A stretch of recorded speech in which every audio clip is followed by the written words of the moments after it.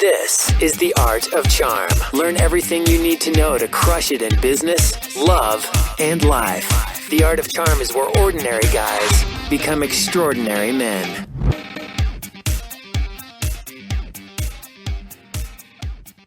Welcome to The Art of Charm. I'm Jordan Harbinger. The Art of Charm brings together the best minds in the industry to teach you guys how to crush it in life, love, and work.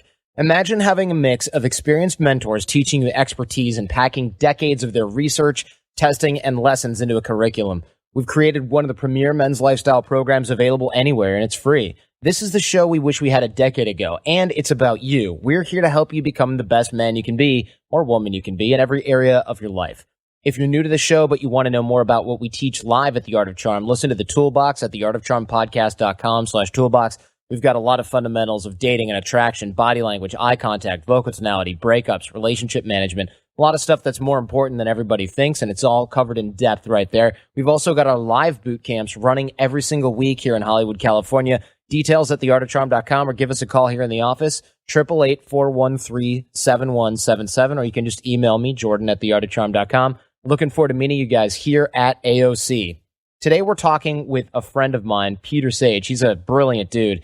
He's a crazy, wicked entrepreneur. He's done a lot of crazy stuff, and he's kind of like a real-life Dos Equis guy. We're going to talk about why school doesn't educate our identity, which is what really matters, different levels of relationships, and how we slip into something almost transactional in terms of getting our needs met. We're also going to talk about why we often choose certainty, even if we're unhappy with the results, and how mindsets in business overlap into the personal in every area of our life for that matter, and training ourselves to develop a more empowering psychology and the difference between manipulation and influence and persuasion. So enjoy this one with Peter Sage. So, I mean, I won't lie. It's like you're the Dos Equis guy, man. I read your bio, and it was like, what the heck, man? You're in South Africa and then London. I mean, tell us a little bit about what you do and how you got there. And I mean, and that's a huge question. So tell us what you do now, and I'll tease the rest out of you. Well, I'll try to be fairly concise. I mean, one of the first things to begin with, Jordan, is that I have to come from a place of just reminding everybody I'm just a normal guy. At the end of the day, we get seduced into seeing people that we think are on these pedestals or doing great stuff. And that usually creates a sense of separation that means that we can't too rather than we can too. So, everybody that's where they're at got to where they're at from where they were. So for me, it wasn't really a special trip. I wasn't very clever at school. I wasn't very gifted academically. I dropped out of school at 16, and really what was a defining moment for me at 17 was coming across the whole field of personal development, which people like yourself are doing wonders in being able to help promote and broadcast to show people there's a whole philosophy around being able to improve themselves. And so, really, it was just, there's no podcasts back then, but I was always entrepreneurial and really kind of figured out that in order for me to get on in business, because I didn't have any money, if I found ways of adding value to people, then you could sort of shortcut the requirement for capital and start getting some benefits from being able to add value. And that's really was my starting point.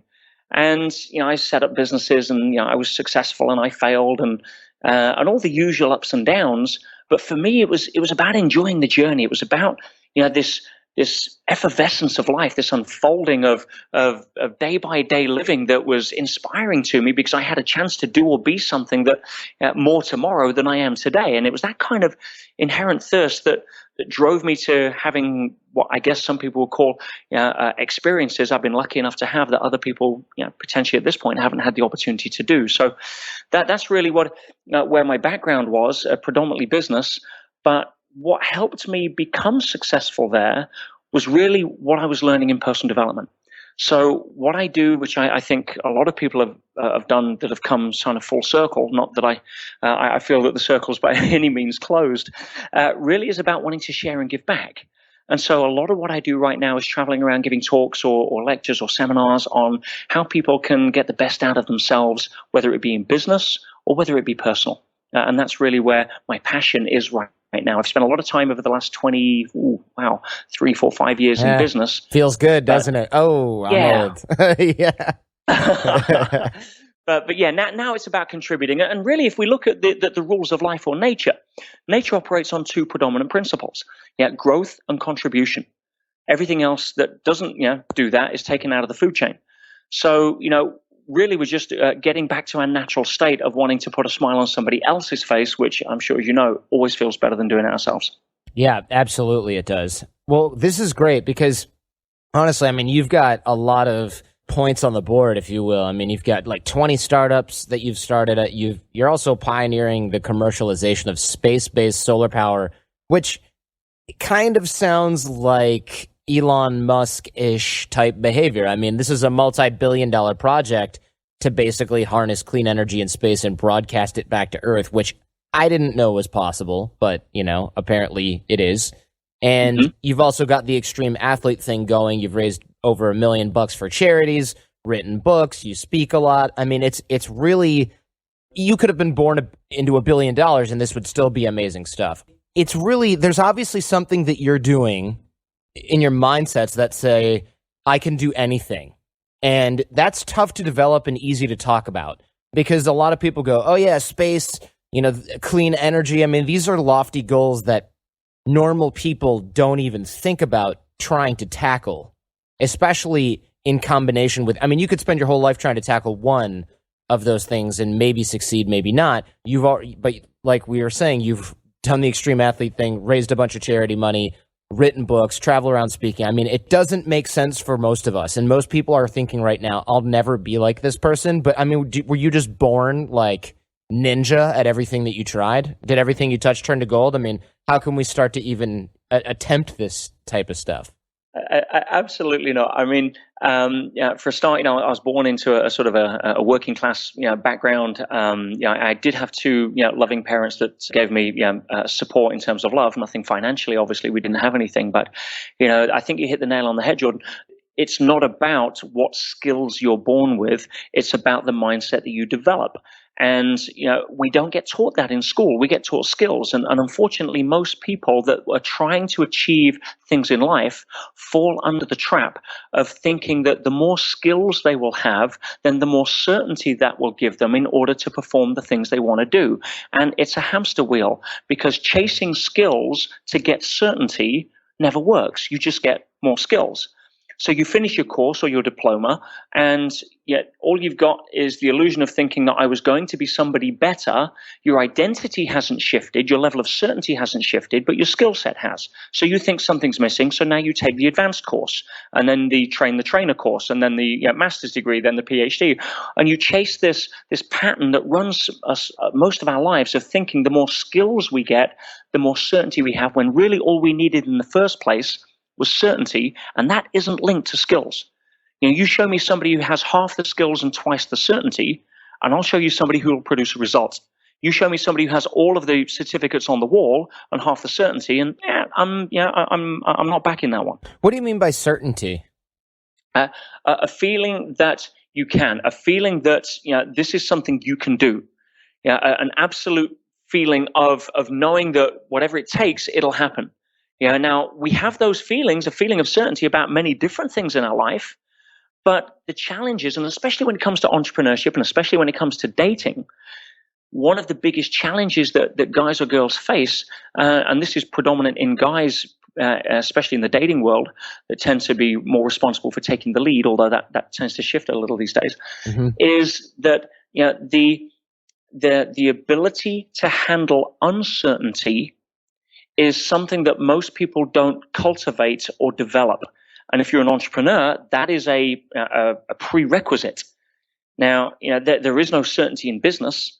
And if you ask somebody who is in business, how long something it is before something shows up that wasn't planned on the business plan, you'll get the truthful answer of about 38 seconds. There is no certainty at all. But if you extrapolate that out a little and start to realize that, well, to be completely honest, there's no certainty in life. You can start to say, well, okay, if I understand that the quality of my life is in proportion to the amount of uncertainty I can comfortably live with, then maybe I should start treating this uncertainty thing a little differently and cultivate my ability to handle it. And rather than face what most people face with, which is a lifetime addiction to certainty, And therefore, I feel I need to be certain before I do something. Oh, I know what I'll do. I'll go take a course. But that never happens. They take the course, but they don't get the level of certainty. So, if you can cultivate a rock solid belief in yourself about what it is that you're doing and have certainty in that, because we have certainty in many things. Most people have certainty in the wrong things, in their inability to do something. But it takes courage to move past that, and that's really the defining point. So having certainty rather than chasing skills is one of the first fundamentals of being able to start creating a life that you want on purpose. Excellent, man. So good. And so tell us a little bit about how we can start to build this for ourselves, because I think there's a lot of people sort of playing the game, right? And we talked about this before we hit the show, and there's a lot of people of substance, and they don't really have to play the game, quote unquote. And a lot of people you mentioned as well are swimming in what you brilliantly turn. I don't know if you made this up. The goop, the good opinion of other people, and we never really get to be ourselves. Let's talk about that, because authenticity, it really is more difficult than adding these layers in a lot of ways, especially when you're starting it out. And unfortunately, most of us are adding layers to our personality, or we are adding things on, and we never really do get to be great, because greatness, it's sort of something that flows out of you being authentic, being natural, being able to sort of be in this flow state, which is impossible if you're trying to please everybody or look cool all the time, etc. 100%. And the challenge here is that most people think that it's harder to be authentic and great than it is to put on masks and appear like this giant chameleon. Right. I'm craving approval. I'm craving significance. I'm craving connection. And therefore, if those patterns are running, we will always adapt ourselves to how we think other people will respond favorably. Mm-hmm. So we become this chameleon. If you don't like me this way, I'll be that way. If you don't like me that way, I'll be this way. And that's the unconscious pattern that runs. And we get further and further away from our core sense of truth. Whereas all we really had to understand was a couple of fundamental things. And I'll share this with the listeners, because if you can understand and grasp this at a fundamental level, you can create a huge shift. I'm a big believer, Jordan, in really having levels of profound or authentic knowledge that save you running around in circles. And I'll, before I just give you a couple of the insights there, I'll just give an analogy.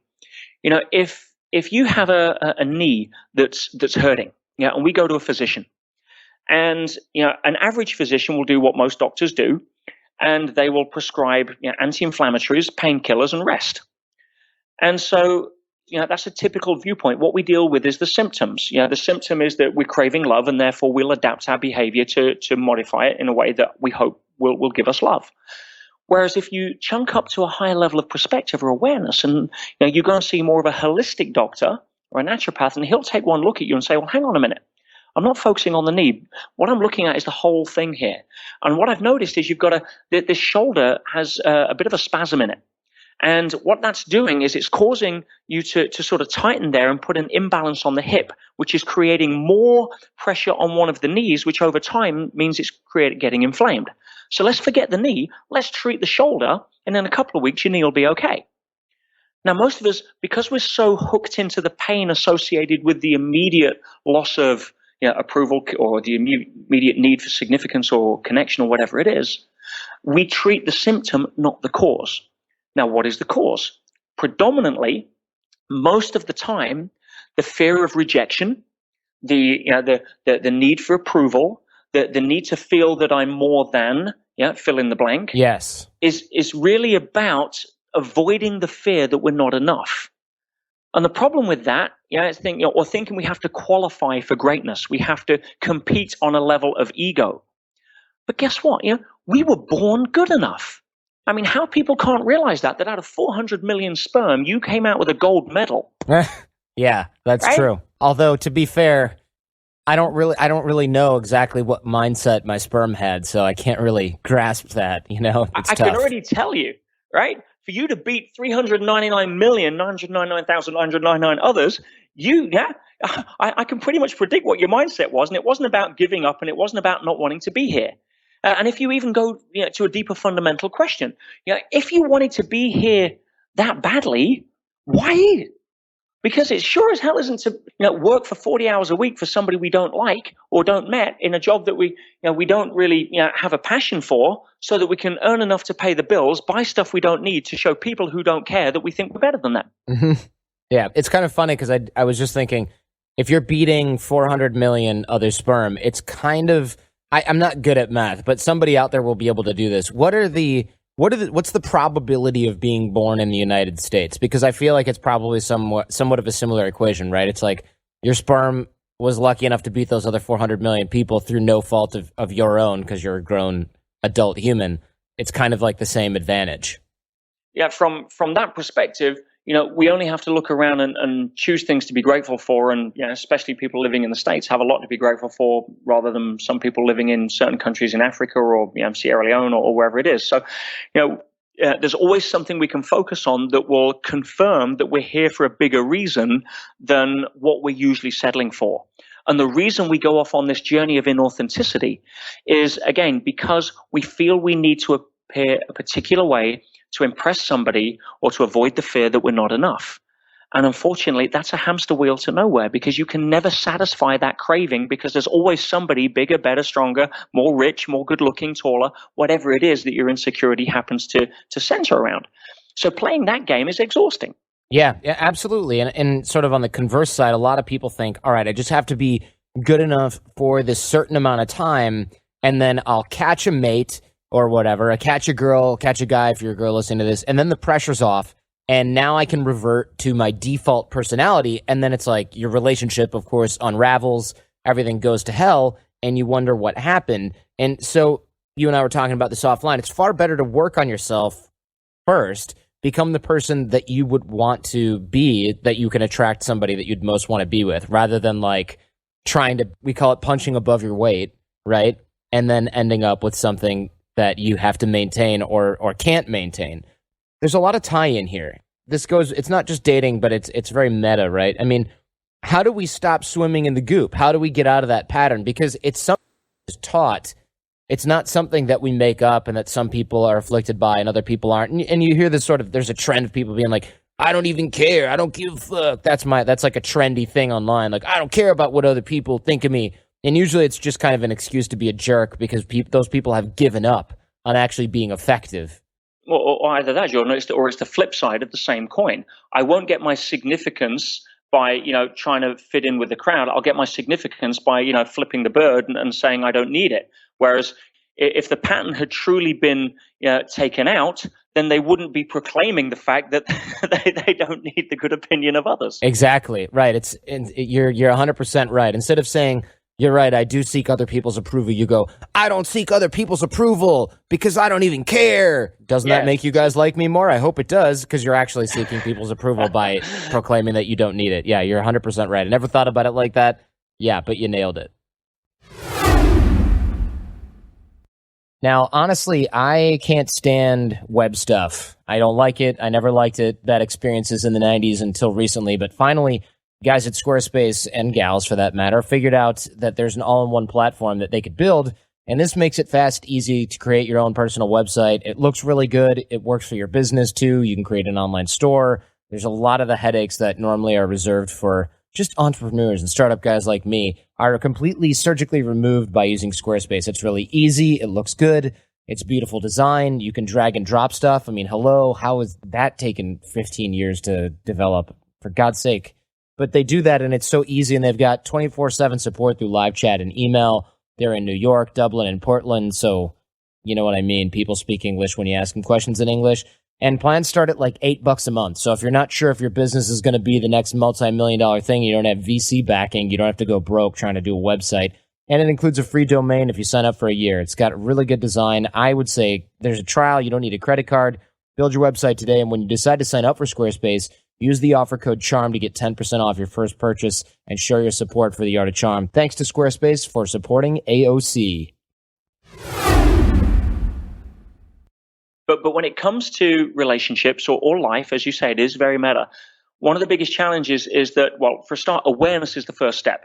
Being aware that we're hooked by a pattern that we've probably ran since we were emotional adolescents and taken through into our later life because we never questioned it or saw that it was running us is, plays into the fact that awareness is the first step.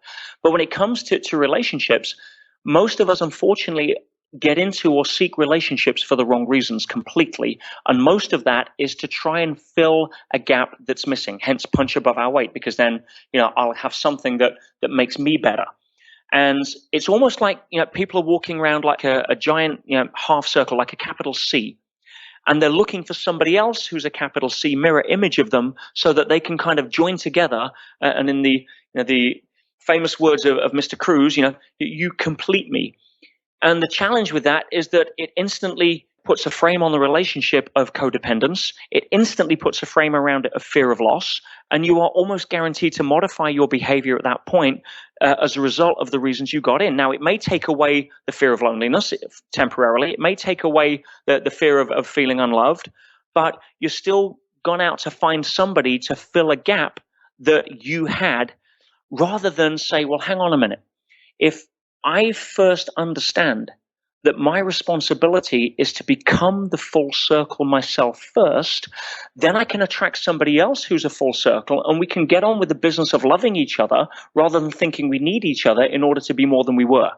Most people look for somebody to add something to them in a relationship. Right. And therefore, we're already saying and assessing, what do you bring to the table? What do I bring to the table? Is this a fair exchange? Now, in business, it's an easy call. I give you $1.99, you give me a Big Mac. I think it's worth it, I'll buy it. But in a relationship, it's very nebulous. So we've got all of these unconscious, assessments going on. Plus, you've then got chemistry and compatibility and all the other insecurities that also drive us. But if the bottom line, Jordan, is if we meet somebody and we make a relationship decision or a decision to get into a relationship or even look for one because we feel that something is missing, then we will never be able to love that person authentically, because you cannot love that which you need. You're always going to need that. So therefore, at best, it will be conditional love rather than authentic or unconditional love. So rather than concentrate on loving yourself to the point where you don't need anybody else's love, right, and making sure that you're the full circle to begin with, then you're free to go and find the love of your life and celebrate being together, rather than worry if you're exchanging the right level of value. Oh, yeah, sure does. Because a lot of people turn relationships into something transactional, right? It's a horse trade. Yeah. And unfortunately, if your needs meet my needs and my needs meet your needs, most people seduce themselves into thinking they've got a partner that's great for them. And unfortunately, most people get married into that. Now, don't get me wrong. It's a far better step up from a level of emotional immaturity, which is, I get into a relationship, so you meet my needs. That's like a level 1.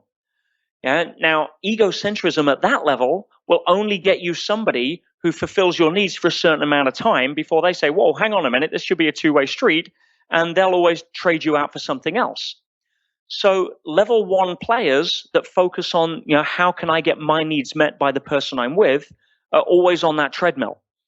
Now, if you move up to a level 2 and you start to understand that in order to get something, you first have to give something. That's the whole premise of business, and money.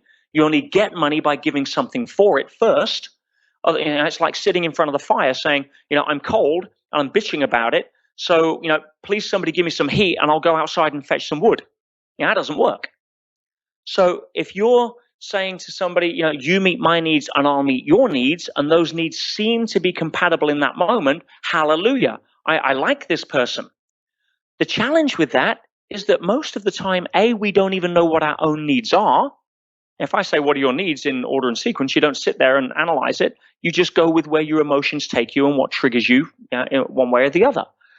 But the other challenge with that, Jordan, and this is what I see is so sad, especially in people that get married into a level 2 relationship, is that our needs change over time. So if we run the same strategies of fulfilling our partner's needs, guess what? You're a different person today and I'm a different person today than we were 5 years ago, and we're going to be different 5 years from now. So unless we continue to have a high level of sensory acuity around the needs of our partner, and we start, rather than taking for granted, then we're going to be in trouble. And what are the needs? And sometimes, as you say, we then just give up because we think we've already got it. I've signed a piece of paper that says that I own you for the rest of your life, Right. which we now know is fantasy, and therefore I can take my foot off the gas. And so, you've got the girl there, cooking dinner for her husband, and so, I don't mind doing this. I enjoy doing this because he comes home and tells me he loves me. And 2 years later, he comes in, switches on the sports channel, and she's thinking, why the hell am I doing this? Yeah, so right, because it's it's like a transactional exchange. Transactional. Yeah. And as soon as one person perceives that their needs are no longer being met, you start to get resentment. Yeah. Yeah, absolutely. Wow. So a level 1 and a level 2 relationship, by its very definition, usually have time limits, unless, and again, this is another sad but common pattern, and more so in ladies than men. I'll say, and girls, if you're listening to this, and if it's true for you or for someone then please allow this awareness to give you some impetus for breaking out of it, because it's not a great pattern, and it ties into what I said earlier about not being able to handle uncertainty. But unfortunately, most women in relationships where their needs are no longer being met would rather stay in that, including abusive relationships, would rather stay in a relationship because it meets their need for certainty, and they'd rather be certain and unhappy than risk uncertainty and go for fulfillment. Wow, interesting. So sometimes we choose the stability even if we don't like what we've got. Absolutely, because the fear of uncertainty is greater than the fear of being abused or unloved in a relationship that at least I have certainty in. Ugh, that's awful. So how do we start to break out of that? I mean, just being aware of the pattern? Try and get out of your own way. Most of the time, our inability to handle uncertainty is because we believe that there's an outer world that's fixed, and it's all about chance, and I either win or I lose, and we don't have a conviction in something that is a higher level of order or intelligence. If we chunk up and say, well, something beats my heart 100,000 times a day and brought me here, if I shift my belief system to life happens for me rather than life happens to me, then I'm probably going to risk being rolling the dice, knowing something's going to show up and it'll be okay. We get confused over the labels. Is that God? Is it life? Is it intelligence? Is it nature? Is it evolution? And essentially we get hooked up on the uncertainty of the label and then buy into the certainty of where we are, even though the situation doesn't serve us. Perfect. Yeah, perfect. And that is being aware of that pattern is huge. I think a lot of people right now are waking up and going, oh yeah, I've been choosing to be in this situation. I'm very much guilty of this because I don't want to maybe start my own company. To put this in sort of a business analogy, I don't want to start my own company and then fail. I'd rather be in this job that I hate. And people do that in their relationships too. Yeah, and you ask anybody that's actually taken that leap, and 6 months later, they're turning around saying, wow, thank goodness I did that, because, look where I'm at now. I assume this is either coming from your entrepreneurial ventures or overlaps significantly if it's not the origin. I mean, do you do this stuff? Is this the way that you look at business as well? Well, I wouldn't be authentic if I didn't. Yeah, I guess that's true. These patterns have to overlap, right? Yeah, and this, we're not talking compartmentalizing relationships versus business versus this, but it's life. Your outer world follows your inner world. Yeah, if you have a way of looking at life that doesn't serve you, that is timid, that is always coming from victim, you are going to attract those circumstances, whether it's business or relationship. If you have a mindset that says, listen, I don't know what happens, but I'm sure it serves me. And even if I can't see it from where I am now, I'm excited to find out where it is. What's great about this I've not noticed yet. You start having a level of self-talk and dialogue that empowers you to go out and create the circumstances that everybody else then looks at in amazement and says, wow, look, you come up smelling of roses. So I want to definitely jump into some of the other things that you're really good at, which obviously includes entrepreneurial ventures. And we can take these and overlap them into our personal lives and relationships as it makes sense to do so. You've done a lot of business ventures. You've done a lot of successful entrepreneurial adventures, and you speak about this often. Do you have some mindsets that you've taken with you? I mean, not just like take the leap. I mean, we've covered those platitudes a million times over on the show and things like that. How do you encourage people to be successful? I mean, It's a tough question because it's so easy to answer with a cliche, but I'm looking for something real. For a start, everything I think we talk about, the people from what I understand that listen to this are smart enough to apply it in their own lives in many different ways.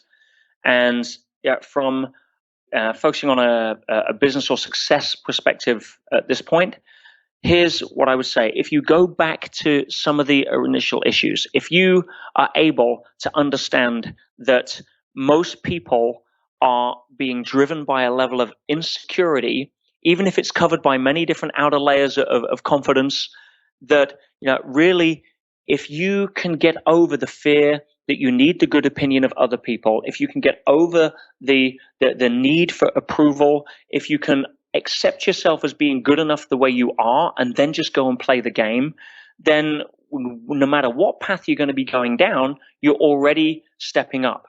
Now, if you want something that is real, I'm going to try and chunk a couple of metaphors here that'll allow people to get some practical benefit. We could talk about different levels of psychology, and I don't want to get into too many levels of depth here because I don't want to confuse people. Yeah. So let's keep it simple. We have a thinking center and we have a feeling center. And most people would postulate that the thinking center is in our head and the feeling center is more in our heart or soul or whatever label you want to call it. So one of the biggest challenges is that most people are intellectually aware of what they should or shouldn't do. But knowing that means nothing. Smokers know they shouldn't smoke. I was just going to use that example. Yes, exactly. Nobody smokes going, wait, this is bad for you? Right. No, it's we're too intelligent for that. So knowing something means nothing. It's intellectual. I was going to use the M word, but in terms of being able to just know something will probably make you feel a little more significant at a cocktail party, but it's not going to change your life. So what happens is if we postulate things in our thinking center, then great. We'll probably win at Jeopardy. But nothing really happens unless we have alignment with our thinking brain and our emotional brain. See, once you have an alignment there, you have a sense of congruency. And that is the impetus for starting to take action. The challenge is what aligns our thinking and feeling center faster than anything else is fear. And most people are far more focused on what it is that they don't want because they know what they're afraid of and they feel it than what it is that they do want. So in order to take the actions to become a successful entrepreneur, in order to take the actions to have the courage to quit your job, fire your boss, and hire yourself, we very rarely focus on aligning our thinking and feeling center with what it is that we want because it's too busy being aligned on what we don't want, and that's what creates our impetus for behavior. Just knowing that we should be out of this job or out of this relationship means nothing. How do we get an emotional buy-in? Well, that's really down to finding out what our why is. If our why is big enough, the heart buys in. If it's not, you're stuck in your head. Okay. And so how do we finesse that? Might be a better question. Ask better questions. Ask better questions. What is it I really want? If I could only spend my life doing one thing, what would it be? If I knew it was impossible to fail, what would I do? If I could have to have a job that I had to pay to do, what would I do? Start yourself on a level of self-inquiry that takes you down a path of possibility, not a path of failure, not a path of fear. And most people don't have that level of self-inquiry. They don't sit in the space of a question, sit in front of the mirror and say, I was born for something better than what I'm doing right now. What could it be? And start to dream.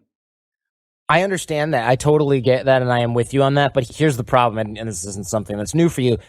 The fear is still really real. Even if I'm like, all right, I'm going to sit there and think about what would I do if I were, if I had to pay to do it and I could do anything and money wasn't an object. But at the same time, when you come out of that pleasant daydream, you go, but I got I got a wife and kids.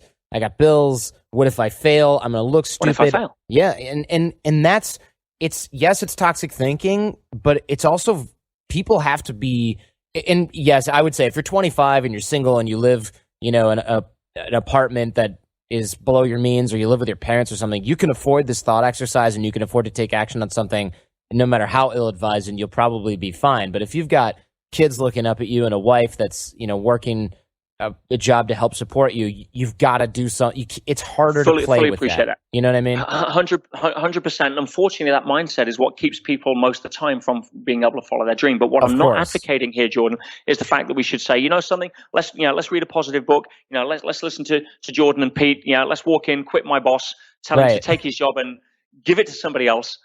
And that's irresponsible. That's getting caught up in an emotional hype. On the flip side, that's almost pushing back against the pendulum that's been suppressing you and flipping the bird and saying screw you. Right. Yeah. It's just what we talked about with the societal pressure. Exactly. No, what I'm saying here is that you will not perpetuate an opportunity if you don't first shift your thinking. That's what I said by outer world follows inner world. So if you know what it is that you want, that doesn't mean to say that, go in and fight, give up your job. That means as long as you have a sense of certainty around the fact that something will show up, a solution will present itself, because I've come to the realization, Jordan, that the how is none of our business. But if we are aligned with what it is we want and we focus our attention there, we will attract something that'll be the stepping stone we need. Now, you could call that coincidence, you could call it hokey pokey, but here's what I do know. That will never show up as long as you're focused on what it is you're trying to avoid. As long as you're making excuses that, as to why you can't step out of the box that you put yourself into, then that level of possibility is guaranteed never to offer itself. But if you can have a level of congruency around what it is that you want and focus your energy there, even if you've got to rent yourself out for a little while in a job that you don't like, celebrate the fact that something will show up. And that's when it happens. Now, again, you can call that synchronicity, coincidence, or whatever you want. I don't care what the label is, and I'm not asking anyone to believe it. I'm asking people to test it. And until you've done that, nobody has the right to judge it. Excellent. And so I agree, right? Focusing on something that you're trying to avoid, it's kind of like, don't think of the elephant. Don't think of the elephant. I mean, that's the old example of that. And it becomes really tough to do that. I guess I'm looking for how do we sort of responsibly take steps in that direction? And maybe this episode isn't for those who are looking for a cautious path, right? I mean, maybe this is for the younger, sort of less attached guys that are and girls that are screw it, let's gun for this. No, I wouldn't say so, because that again is also a level of potential irresponsibility when it comes to being practical. You see, from what I understand, the mind thinks in straight lines. We like to plan where it is that we go, but the world doesn't work in straight lines. If you see a straight line anywhere, it's man-made. Nature operates like a winding river, not a canal. Mm-hmm. And so most of the time, what takes us towards the goals and the things that we do focus on with alignment of the heart and mind, we don't see coming. They operate out of left field. That's, in quantum physics, we just know that's how it works. The field of potentiality manifests itself based upon our intention, not based upon logic. So for us to turn around and say, well, let's screw it, let's just go and do it. No, what I'm saying here is nothing will happen unless you start the process of focusing on what it is that you want rather than bitching about what it is that you don't like.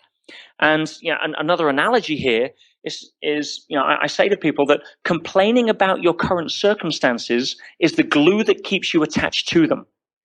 Because once we understand that our outer world, again, follows our inner world, not the other way around, we can start to see how we create that in the first place. A great analogy there is that we kind of operate with life like a dual mirror. On one side of the mirror, we have the physical, the tangible reality that we're used to. On the other side, we have the metaphysical, the part of us that is beyond the senses, which skeptics would call nonsense. Yeah. So, but it's just as real.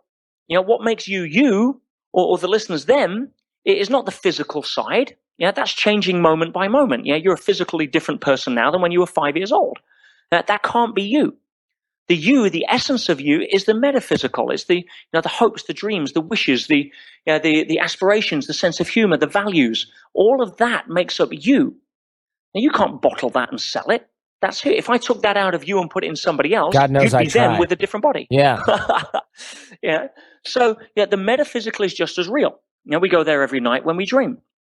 But if we understand that the outer world is the reflection, not the generating image, we start to understand that we're responsible for creating our reflection, but it operates with a delay. because that's just Newtonian law, that's Newtonian physics. Whereas in the metaphysical, things happen instantly. If you're in a dream and you want to fly, you fly. Or you think of an Alsatian and one shows up. That happens pretty swift. But in the material world, because we're dealing with physical laws, it takes time to manifest through. The challenge here, Jordan, is this. Most people don't, if they're standing in front of the mirror, if you like, and they kind of raise their arms, the reflection still has the arms down by their side, so they think it doesn't work. What they need to do is keep their arms raised for long enough that eventually the reflection will start to raise, like an old photograph in a dark room coming to fruition. But because there's that delay, we don't correlate the outer world circumstances with the thoughts that we thought previously, so we then get sucked into chasing our reflection in the mirror. What another way of saying this is that the outer world, our circumstances of our life, operate with a delay from our thinking. We can't just go to a positive seminar and then all of a sudden everything great shows up. It doesn't work that way. Of course. The circumstances of our life are really a manifestation of how we've been thinking and feeling for the last 8 to 12 weeks or whatever our history is consistently. But because there's that delay, we don't link the two. So instead of the reflection in the mirror being we think is reflection, we mistake it for the originating image and react to it. Therefore, we're like a kitten playing with its own reflection. Does that make a little more sense? Yeah, sure. Yeah, excellent. Yeah, especially with the motivational stuff. I mean, you can shit in one hand and wish in the other and see which one fills up first, right? How does that affect us? I mean, a lot of people are thinking, okay, I won't be subject to that, but it seems inevitable. As I said, one of the fastest things that aligns the heart and the mind is fear. But one of the other things that unites it is gratitude. Most of us spend way too much time focusing on what we don't want and way too little time actually having a sense of gratitude about what we already have. And when it all comes down to it, if we're driven by emotions of insecurity, the fear that we're not enough, not good enough, not good looking enough, rich enough, whatever, we're always going to have a predisposition to what it is that the dark side of the square, not the light side of the square. And for a lot of people, that's their life. And what that then creates in their reality is evidence of that. So it becomes a self-fulfilling prophecy. And it's all right saying, well, okay, just think positive thoughts. Well, right. We already know that thinking means nothing. Feeling means everything. Hey, guys, I want to take a quick break for a second here because some people are continually emailing me like, oh, I'm married. I can't use this. It's just about girls. And you know what? That's true. There's some of that. 1 week with us, you'll be rocking out in that department, I promise. But there's a lot more to it than that. As a guy, I know how important it is to be awesome and well-rounded and not just great with the opposite sex. And by the way, if you're married, you're in the most important relationship of your life. So thinking you don't need relationship management skills is ridiculous. You don't stop going to the gym just because you got in shape. But I digress. We need to be awesome at work. We need to be awesome at home. We need to be awesome with our friends and especially our family. And as guys, we need to step it up everywhere. And that's why we call our company The Art of Charm.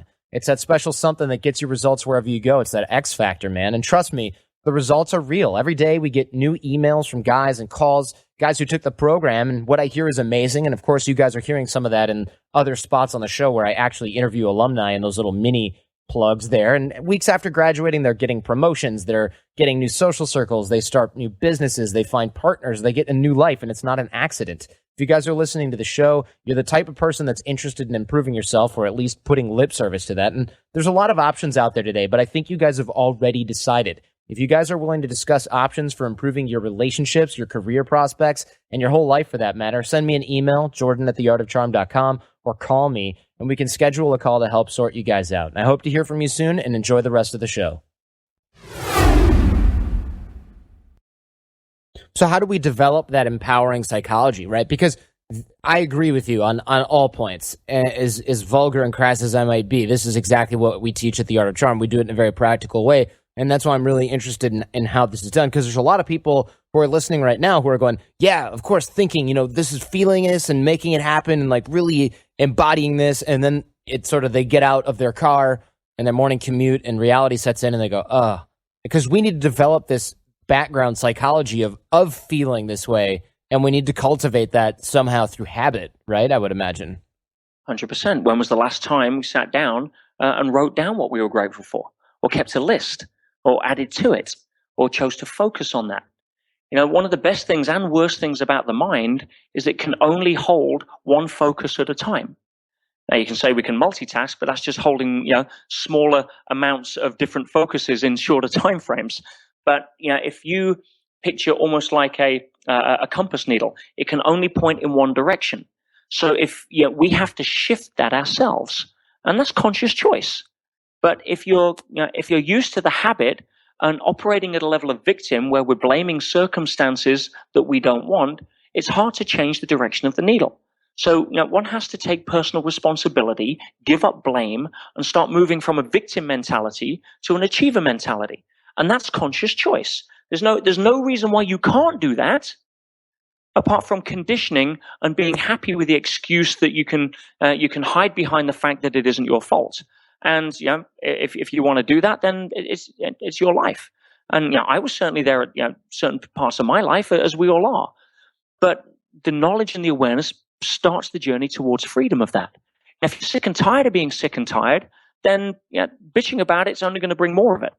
If you say, something, if I understand that I'm responsible for my thinking, because that's one of the few things that we can control, or at least have choice over, then I better start making sure that what I habitually start to think has a slightly more positive tinge to it. And if I can do that, I'm on a better track. So are there good habits that we can start to work on? Because I'm thinking right now, like, okay, if I've got to work on this stuff, if I've got to continually focus on this stuff, where do I begin, right? Because it's hard to remember in the moment, oh, I need to take a positive twist on this. Especially it's like, your car gets dinged up in the parking lot, you're late for an appointment, you get an angry text message from your girlfriend because she's in a bad mood, you find out your kid did something crappy at school. I mean, how do we start to cultivate the habit of, there's a bright side to this, or here's some other ways to look at these situations? It's kind of like telling yourself, notice more things. I mean, it's not something that you can tell yourself in the moment when you need it, necessarily. You have to develop it as a habit. Awareness is key. I mean, you don't go to the gym once and get fit, you get sore. Tell me about it. That's my workout routine. Go to the gym once a month and go, damn, I need to go more often so this doesn't hurt so much.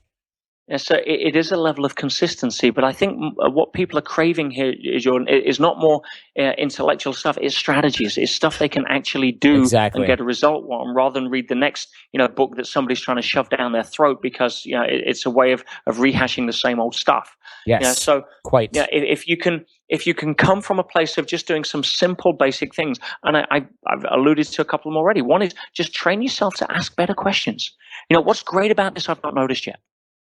One of the awarenesses here, and this is not a raising of skill set. I'm not teaching people stuff here. I'm trying to raise their level of consciousness. I'm trying to raise their level of awareness, because if we raise that, we start working on the shoulder, not the knee. And so, if you can start to understand that to begin with, and okay, let's get a little controversial.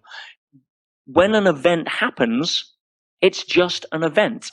There is no good or bad or good or evil in the world. I'm sorry, depending on your moralistic and religious viewpoints, you can argue the toss on that. But I'm here to tell you that an event is just an event. Before we label it, and our label of what happens is always subjective to our relationship to it. Now, if my dog, God forbid, gets run over by a car, that's not good or bad. It's just an event. A car hit a dog. The tree growing at the side of the road isn't going to label that. I then choose to label it subjectively based upon my relationship to the event. But that's always subjective. Little cute baby zebra gets eaten by a lion, it's just an event. Now, if you're the little baby zebra, then that's a pretty poor event. It does not work. If you're the lion that hasn't made a kill for 2 weeks and whose cubs are going to starve that night if they don't have a meal, that's not a bad event. Everything is subjective. So if you can start to understand that we create our interpretation of reality ourselves. It's not independent of us. It is only us.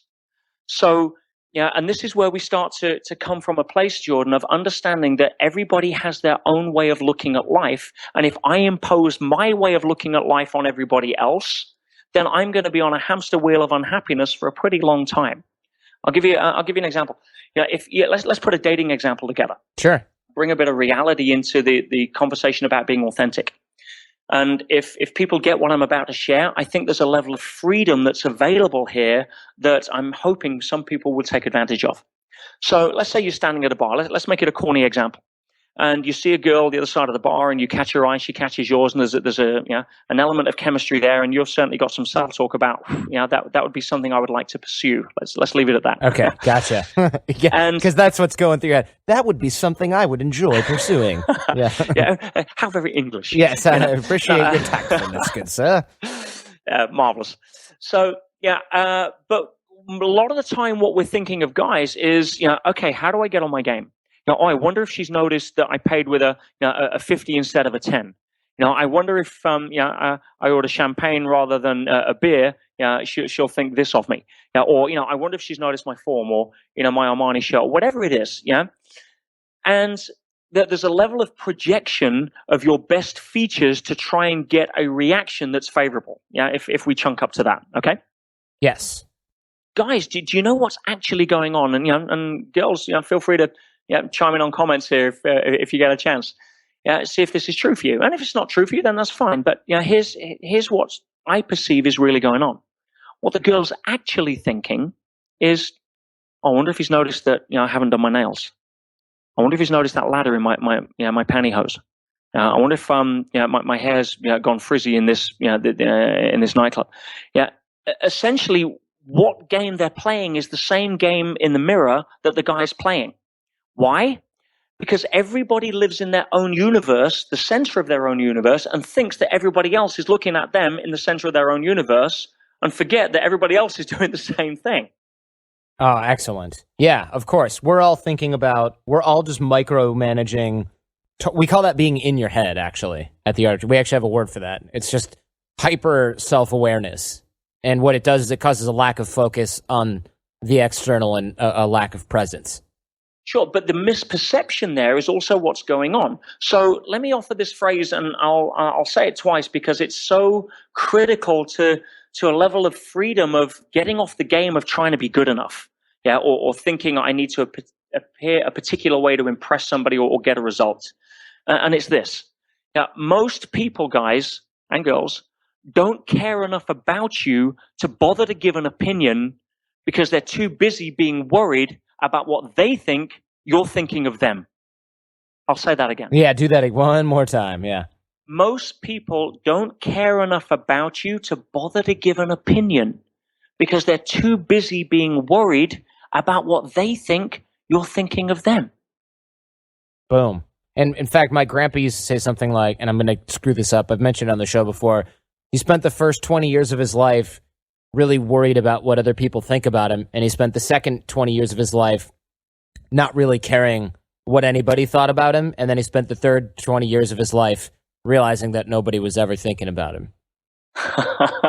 Wouldn't it be nice not to have to wait 60 years to be able to think that? Yeah, that's what we're trying to do that here on the show by communicating that in as many ways as possible and making people aware of it. But yeah, it takes a certain amount of life experience to really let that sink in, I think. So let me give you another analogy, because authenticity really is power. It's power in business. It's power in relationships. If you're not coming from a codependent state where you think you need someone, or you're trying to score, or you want to get laid, or you think you're trying to punch above your weight, all that kind of bullshit. If you come from a place of having congruency around who you are, that I don't need the good opinion of others. And here's a phrase for all of the listeners, guys and girls, to tattoo on the inside of their eyelids, not from ego, but from a place of lack of insecurity. I'm the prize. I'm the prize. Value yourself. Own yourself. Again, not from a place of I'm the prize because I'm better than you. That's just ego trying to outposition yourself. But from a place of owning your self-worth. I'm the prize. You don't have to give up. You don't have to put out. You don't have to pretend. Because if you can come from that place of internal congruency, you are far more attractive, and people want to do business with you. And the way that I can probably give as a metaphor here is, if you just imagine, if you had two giant televisions, here's a scary thought for some people. If you have two giant televisions coming out of both of your ears that played all of the unverbalized thoughts that you were having in a conversation. Yeah, I'd be in jail. How would you modify your behavior and your thinking? Excellent. Yeah, I like that, and that's actually terrifying. as well. Well, just what would happen? I'm so glad that you're here today. Yeah, and I will make anything happen in this deal that you ask for. Just sign on the line. I need the commission. Yeah, or you say, something. I really see a future for us, sweetheart. Yeah, for tonight. Yes. Yeah, and you have this level of incongruency. Now, here's the defining insight. And please, guys, don't take this lightly. That's the way it is. That's the way it is. You think we have a sense of being able to broadcast incongruent signals? There's part of us that picks that up in a heartbeat. Women have an easier access to feeling that than us guys do. Call it a bullshit meter or women's intuition, because they're usually more in touch with their feeling center than their thinking center. Guys tend to get stuck in their head a little more because masculine energy is far more directed, logical, goal orientated, and solution driven. Whereas women, it's or feminine energy, should I say, is far more expressive, unpredictable, non-logical. I mean, we'll never figure it out, guys. Just get over that. But that's what makes it beautiful. Now, it's always in motion. It changes its mind in a dime. If you want to change a woman's mind, good luck. But here's a tip. Never try and change a woman's mind. But if you change her mood, she'll change her own mind. Yes, exactly. Change people's mood, change the way they feel, not change the way they think. When it comes to women especially, I mean, guys will weigh it up, run it through an Excel spreadsheet, and come out with a logical conclusion. That's because, we're emotional retards. But in terms of women, that's, you try and run their mind through a spreadsheet, and they'll tie you up in circles, because that's the beauty and the power of femininity. But if we come from a place of understanding that if we concentrate on getting our televisions broadcasting in sequence with what's going on in our coming out of our mouth, we're going to find out that better quality people show up in our life, our relationships get down to a deeper and more fulfilling level, and we're going to start having experiences in life that give us the true meaning of why we're here, rather than running circles around trying to impress everybody because we think they give a shit. Yes, excellent. And the reasoning behind that, of course, is because we're hyper-focused on micromanaging other people's opinions of us. Yeah, absolutely, man. Completely. We're scared of rejection. Yeah, we're petrified of not getting the right level of significance. And it's all about being egocentric or focused or ethnocentric and focused on what I can add value to. As I said, nature operates on how can I contribute, add value, and grow. We tend to feel that we're different. And every time we operate from that principle, we become gravitational. It weighs down, rather than coming from a place of adding value and being radiational and broadcasting out. Now, depending on your values, you're either self-serving or not. The difference between manipulation and influence is simply intent. It's the same skill set. You can go out and be a player, and go start learning all of the techniques to try and get a girl into bed, and say the right things and do the right things, and you'll get a result short term. But if you are a pickup artist that is practiced in a certain way of being able to manipulate the situation, it's egocentric for your own gain. And you're taking advantage, and you'll always have level 1 relationships where it's about fulfilling your needs. And that's okay if you're an emotional adolescent. Yes, exactly. But if you're over 21 and you're not high on hormones, life has a little bit of a deeper meaning. So if you can come from a place of saying, concentrate on being authentic, because who you show up as, you understand, I'm the prize. I know what I bring to the table, and I'm going to concentrate on building my building as tall as I can build it, because that's what I was born to do, and not focus on tearing down everybody else's building that looks taller than mine so I can feel more significant. Perfect. Well, this is right in line with what we teach at The Art of Charm. In fact, if you ever find yourself out of work, you can just give me a call. We have a job here for you. See, that's contribution in action. That's what I love about you, Jordan. Yes, exactly. Now, Peter, great stuff. Leave us with a couple of, going back to the practical, or rather empowering psychology. Let's give us something practical that guys can do, and guys and girls for that matter. And I know you'd sort of mentioned, okay, let's take a positive spin on this. Let's think of ways where we can make this more empowering thought process. Gratitude. Is there anything else that guys can do right now where they're listening and it's like, all right, I need to break out of this rut, and here's a very practical way to do it. I need to focus on increasing this particular skill set, or this muscle of positive thinking, and here's how we do it. How do we get people digging themselves out if that's what they need to do right now? Great question. And a couple of things here, Jordan. One is the first thing I would do is start to understand the principle that the quality of your life is in proportion to the amount of uncertainty you can comfortably handle. And when you realize there's no certainty in life, it becomes a little easier. So one of the first things is start putting yourself in positions where previously you would have avoided because you're uncomfortable because you couldn't handle the certainty. Whether that's, go take a skydive, whether it's go ask, 3 more girls out on a date that you've been hiding behind the opinion of, go start embracing uncertainty and find out that it's just a ghost. Go take a skydive. Go do something that scares you and realize that what was holding you back was nothing more than a ghost. And you'll start to build that muscle. The more you do it, the more comfortable you'll get, the more you'll get out of your comfort zone.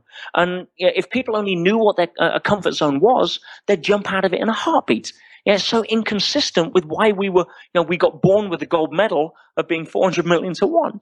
So there's more to it than that. So, start increasing your ability to handle uncertainty. And it doesn't mean, go out straight away and jump out of a plane if that's, your biggest fear. Build up to it. It doesn't have to be big. Start small if you have to.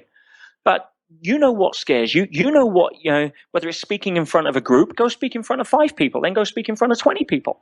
Build up, but start to embrace uncertainty, and you will build that muscle and you'll see life shift. That's the first thing. Perfect. The next thing I would do is start to chunk up to a higher level of awareness as to what is most meaningful in your life. Do you want to settle for a relationship that doesn't serve you because you're scared of being alone? See, getting into a relationship because you're lonely will usually attract somebody else who's looking not to be lonely. And guess what? Perfect. Now there's 2 people that are lonely. It's got nothing to do with proximity. You could be in Yankee Stadium with 50,000 people and still feel alone if that's the pattern you're running. So, get out of your own way. You can never be lonely if you like or love yourself because you've always got you with you. But if you start saying, there's more to life than what I'm settling for, and it's not going to happen by landing in my lap. That's Disneyland thinking. I'm here to grow. The strongest trees grow in the strongest winds. So go out and start doing something, but do it with a positive intention and realize that the biggest regret is not doing. Is not doing something, not doing something. I've spent a lot of time around people, Jordan, that are close to the end of their life. And if you've ever had the position where you're with somebody who has come to terms authentically with the fact that their mortality is imminent, whether they're cancer patients, I lost my mum to cancer, or whether they're people in hospices that have really come to terms with the fact that they've either got hours, days, or weeks to live. One thing you will notice, and we'll all be there, the very definition of being physical means that our destination is non-physical. That's just fact. We don't harbor on or think about it because we're too busy, running patterns. But, the very definition that, if you're physical means that your destination is non-physical. So it's going to happen. So if you're around people that have come to that awareness conclusively and have surrendered to it, and usually there's a lot of peace around it, but what you'll find is this. Most of them aren't sitting there saying, please go and fetch me my mahogany-framed MBA certificate. Right. Of course not. Please go and fetch me a picture of the $1 million bank statement that I got when I was 40 and sold my company. No. People are finally getting in touch with what matters, which is, please go and get the people around me that I love and care about, and, so I can tell them one more time. Or, I wish I could have gone and told the people I cared about that I love them more often than I did. That's the conversation that people have at that level. Now, what a gift to be able to understand congruently that in advance, like your uncle. If he'd have known 60 years before that nobody was actually thinking about him, he'd have probably had a different life. But at least he got to that awareness in the last third. I don't want to get on my deathbed and think, wow, all of the people that I tried to, snag in the bar now means nothing. All of the short-term focus that I had on trying to prove to the world I was good enough, rich enough, good-looking enough, better than, fill in the blank, really meant nothing. Get to a place where you can come from looking back and saying, something? I swung the bat.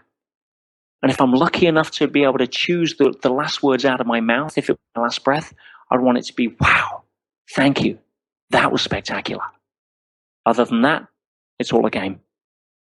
Sage advice. Thank you. You're welcome. Thank you. PeterSage.com. Thanks so much, Peter. This has been really good and it's so applicable to everyone listening. Guys, girls, guys in it for business, guys in it for dating stuff. I mean, there's a lot in this one. It's one of those that you got to re-listen. And quite frankly, there's a lot of really good thinking and thought patterns in here, which, as everybody knows who listens to the show, is the root of change. Just mirrored in the things that you say and the way that you say it. You know, you can tell that you're the real deal. So I appreciate your time. It's been a long time coming, and I really, really appreciate you coming on and having the patience to explain and re-explain everything that we just talked about. Well, Jordan, thank you. I mean, sometimes I get caught up in my own little metaphors and stuff, and I just really appreciate having the opportunity to share with more people. Hopefully some things that can add some value, some things they can try on. If it fits, great. If it doesn't, no problem. I don't need the validation. What all I want to do is add some value to people, and if you can take a little bit out of this and make a difference, then I've served you, and that's my purpose. Thanks, Peter. All right, guys, I hope you enjoyed that one. See what I mean by the Dos Equis guy? Honestly, he's just younger and real. We talked about how school does not educate our identity, and that's what really matters, the different levels of relationships and how we slip into the transactional, as well as why we choose certainty even if we're unhappy with the results. And you see this happening with people in crappy jobs, abusive relationships, school programs they're unhappy with, careers they don't like, and how mindsets and business overlap into the personal. As you guys see, and as you guys know from listening to the show, that stuff is inseparable. The way you do anything is how you do everything. And of course, training ourselves to develop a more empowering psychology, always crucial. And the difference between manipulation and influence and persuasion, of course, it comes down to that intent. So I hope you guys enjoyed this one as much as I enjoyed recording it. Now, of course, show feedback and guest suggestions should come right to me. I rely on you guys. If you find somebody interesting, send them my way, Jordan@theartofcharm.com. And if you enjoyed this one, don't forget to thank the guest on Twitter, and we'll have Peter's Twitter linked here in the show notes. Bootcamp details for our live training as well at theartofcharm.com, or just call or email me. And if you guys are listening to this, but you're not subscribed in iTunes or Stitcher, that needs to change. Getting this stuff delivered free to your phone or your computer while you sleep is a great way to make sure you don't miss anything. So go to theartofcharm.com/iTunes and click subscribe. That's pretty much it. Alternately, we have our iPhone and Android apps available at theartofcharm.com/iPhone or /Android. Those are both free, of course. Now, tell your friends, because the greatest compliment you can give us is a referral to someone else, either in person or share it on the web. So have a great week. Go out there and get social and leave everything and everyone better than you found it. Thanks for listening to The Art of Charm. Get more confidence, relationship skills, life hacks, and everything for the extraordinary man at theartofcharmpodcast.com.